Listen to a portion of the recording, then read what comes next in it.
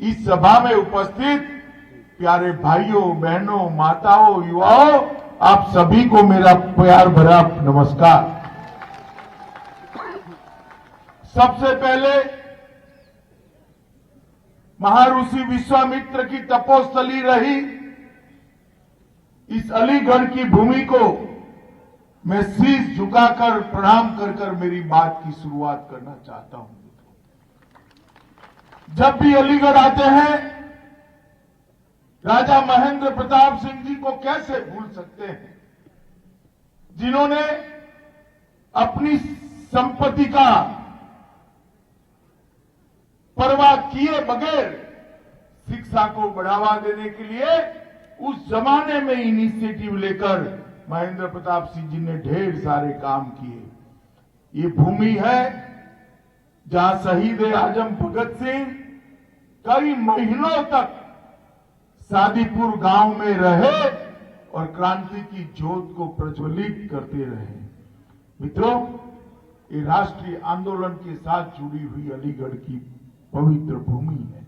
यही भूमि है जहां सखी संप्रदाय के प्रमुख स्वामी हरिदास जी हुए, गोपाल दास नीरज, जिन्होंने ढेर सारी शुद्ध हिंदी की संस्कृत प्रचुर कविताएं देने का काम किया, वो भी ये भूमि है। और अशोक सिंघल जी की भी जन्मभूमि, कर्मभूमि अलीगढ़।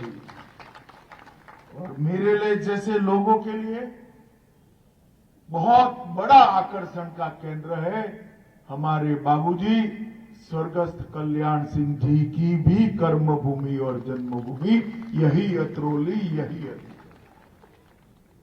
मित्रों, मैं भूल नहीं सकता, मुझे 2013 में महामंत्री बनाकर यूपी का प्रभारी बनकर यहां भेज दिया गया। मैं गुजरात से आता था, ना यूपी में कभी काम किया था, ना लखनऊ बनारस के बाहर कभी गया था। इतना बड़ा प्रदेश, 80 सीटें लड़ाना, तितर बितर संगठन बहुत पसोपस में था कि क्या होगा, कैसे करेंगे। मगर मैंने समय मांगा, बाबूजी ने समय दिया। राजू भैया भी थे, बाबूजी के घर पर भोजन के लिए गया और पिता की तरह, जैसे पिता अपने बच्चे को उंगली पकड़कर चलना सिखाता है, उत्तर प्रदेश की राजनीति के पाठ सिखाने का काम महान बाबूजी ने किया और उसी की नींव पर आज 3 सरकारें बनी। एक व्यक्ति जिसने सबसे पहले उत्तर प्रदेश के अंदर समाज का विभाजन करे बगैर पिछड़ा समाज को उसका अधिकार देने की बात करी, अधिकार दिया और उत्तर प्रदेश के पिछड़ा समाज का राजकीय गौरव बढ़ाने का काम किया। एक ऐसी व्यक्ति, जब सवाल आया कि राम जन्मभूमि चाहिए या मुख्यमंत्री की कुर्सी चाहिए, खुमारी के साथ हंसते हंसते मुख्यमंत्री की कुर्सी को ठोकर मारकर राम जन्मभूमि का काम किया। हम तो बड़े युवा थे, मैं झांसी की जेल में था, वहां पर कोर्ट में ले गए, वहां किसी के घर पे साथ में बिठाया, टीवी पर देखते थे। बाबूजी इस्तीफा देने गए, चेहरे पर गौरव का भाव था, कोई दुख नहीं था कि राम जन्मभूमि के लिए इस्तीफा देने जा रहे हैं। और आज बाबूजी की आत्मा को जरूर शांति मिलती होगी, क्योंकि उनके जीते जी ही हमारे देश के प्रधानमंत्री नरेंद्र मोदी जी ने राम जन्मभूमि का शिलान्यास कर आसमान को छूने वाला राम मंदिर बनाने का निर्णय किया। और मेरे लिए, मैं अतरौली दूसरी बार आया हूं, मेरे जीवन में बड़ी रोमांच करने वाली बात होती है। इस धरती पर पग रखता हूं तब बाबूजी की याद सदैव मुझे आती है। मित्रों, मैं आज यहां आया हूं तब ये पूरी ब्रजभूमि की जनता को हाथ जोड़कर करबद्ध निवेदन करने आया हूं कि आपने 2014 में मोदी जी को प्रधानमंत्री बनाया, 2017 में भारतीय जनता पार्टी की सरकार बनाई, 19 में फिर से प्रधानमंत्री बनाया और अब 2022 में हमारे सफल मुख्यमंत्री श्री योगी आदित्यनाथ को फिर से एक बार मुख्यमंत्री बनाने का काम। ये 14, 17 और 19 का चुनाव ये उत्तर प्रदेश के किस्मत बदलने वाला चुनाव रहा है। यहां सपा बसपा बसपा सपा, ये बुआ भतीजा, ये जातिवादी सरकारें उत्तर प्रदेश का भला नहीं कर पाई। 22 करोड़ की आबादी वाला ये सूबा धीरे धीरे धीरे बीमारू राज्य बन गया था। भारतीय जनता पार्टी की सरकार आई, ऊपर 7.5 साल से मोदी जी की सरकार है, 5 साल से योगी आदित्यनाथ की सरकार है और 5 साल की डबल इंजन की सरकार ने उत्तर प्रदेश को बदलने का काम किया। मित्रों, भाइयों बहनों, मैं पूछना चाहता हूं, मोदी जी के राज में हर गरीब के घर में शौचालय पहुंचा है। अगर सपा की सरकार होती तो गरीब के घर में कभी शौचालय आता क्या? बताइए, आता क्या? हर गरीब के घर में बिजली पहुंची है। अगर समाजवादी पार्टी की सरकार होती तो गरीब के घर में बिजली आती क्या? जोर से बोलिए, आती क्या? हर गरीब की महिला के घर में गैस का सिलेंडर पहुंचा है। भाई पहुंचा है नहीं पहुंचा है? पहुंचा है नहीं पहुंचा है? अगर समाजवादी पार्टी की बुआ भतीजे की सरकार होती तो गैस का सिलेंडर पहुंचता क्या? पहुंचता क्या? 5 लाख तक की सारी बीमारियों का इलाज, 5 लाख तक का सारा खर्चा आज नरेंद्र मोदी जी ने दिया हुआ एक आयुष्मान भारत का कार्ड कर रहा है।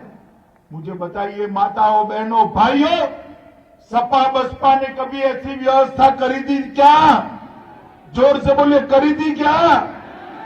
हर घर में शौचालय, हर घर में गैस, हर घर में कार्ड, हर घर में लाइट और 40 लाख से ज्यादा लोगों को घर देने का काम ये भारतीय जनता पार्टी के प्रधानमंत्री नरेंद्र मोदी जी ने किया है। मित्रों, नरेंद्र मोदी।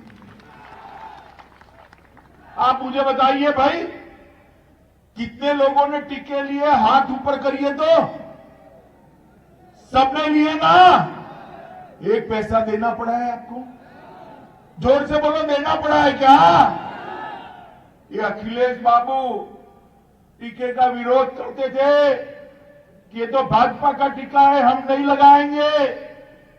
मित्रों, उन्होंने देश की और उत्तर प्रदेश की जनता को गुमराह करने का प्रयास किया। ये बात अलग है, बाद में डरकर उन्होंने भी लगवा दिया, मगर उनकी मानकर अगर टीका न लगाते तो ये तीसरी लहर में हम बच पाते क्या? जोर से बोलो भाई, बच पाते क्या? बच पाते क्या? माताओं, भाइयों, बहनों, 130 करोड़ की जनता को टीके का सुदर्शन चक्र लगाकर नरेंद्र मोदी जी ने उसको सुरक्षित करने का काम किया है। मित्रों, सुरक्षित करने का काम किया। भाइयों बहनों, जब कोरोना आया तो रोजगारी गरीब की छीनी जाएगी। लॉकडाउन हो गया, बंद हो गया, कल कारखाने बंद हुए, ऑटो रिक्शा बंद हो गए, दुकानें बंद हो गई। गरीब क्या खाएगा?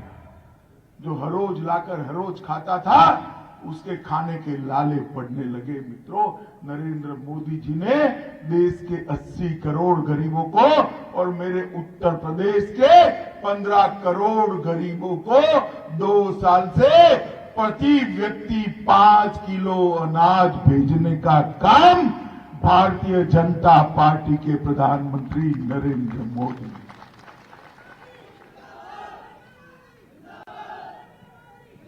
उत्तर प्रदेश के 15 करोड़ गरीबों के लिए एक कमल का फूल नहीं है।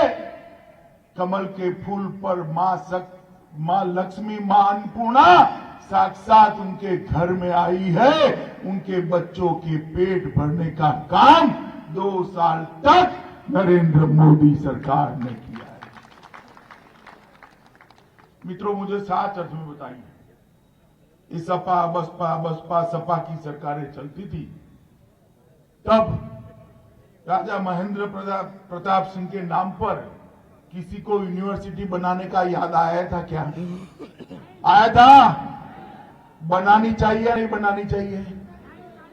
योगी आदित्यनाथ जी ने मोदी जी के हाथ से राजा महेंद्र प्रताप सिंह के नाम से यूनिवर्सिटी बना दी और कासगंज, एटा, हाथरस और अलीगढ़ के 100 से ज्यादा कॉलेजों को जोड़कर हमारे युवाओं की पढ़ाई लिखाई की हमेशा के लिए व्यवस्था करने का काम किया। आप मुझे बताइए, बहन जी की और अखिलेश की सरकारें थी, गुंडे परेशान करते थे या नहीं करते थे? भाई जोर से बोलो, करते थे या नहीं करते थे? ये पुलिस जो है ना, वो गुंडों से डरती थी, भागती थी।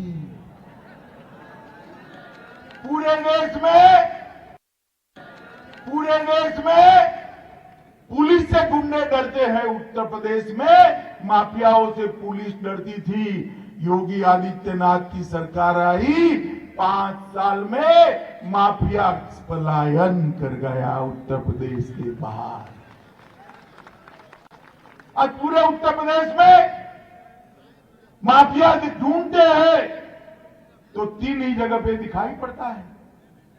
एक तो जेल में दिखाई पड़ता है, दूसरा उत्तर प्रदेश के बाहर दिखाई पड़ता है, और तीसरा अगर माफिया ढूंढना है तो समाजवादी पार्टी के प्रत्याशियों की सूची में देख लीजिए, वहां पर भी दिखाई पड़ता है।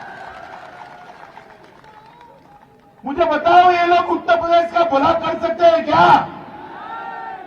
अगर माफियाओं का राज गया तो मोदी जी, माफियाओं का राज रहा तो मोदी जी जो डिफेंस कॉरिडोर अलीगढ़ में लेकर आए हैं, जिसमें लाखों करोड़ का इन्वेस्टमेंट आना है, वो डिफेंस कॉरिडोर में कोई इंडस्ट्री लेकर नहीं आएगा।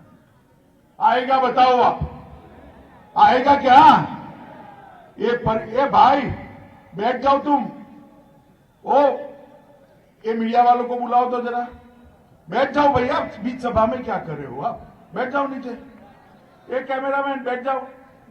मित्रों, अगर माफियाओं का राज फिर से लाए, सपा का राज फिर से लाए, तो फिर से एक बार एक कल कारखाने जाने वाले हैं। उत्तर प्रदेश के मुख्यमंत्री योगी आदित्यनाथ ने कानून और व्यवस्था का राज लाने का काम किया है।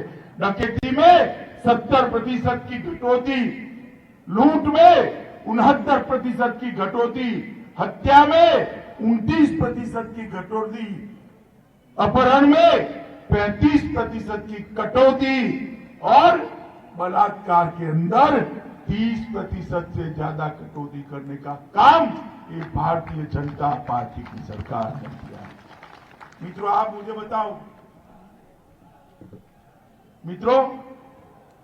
मुझे बताओ, कश्मीर के अंदर हमेशा के लिए कश्मीर को भारत के साथ जोड़ना चाहिए या नहीं जोड़ना चाहिए?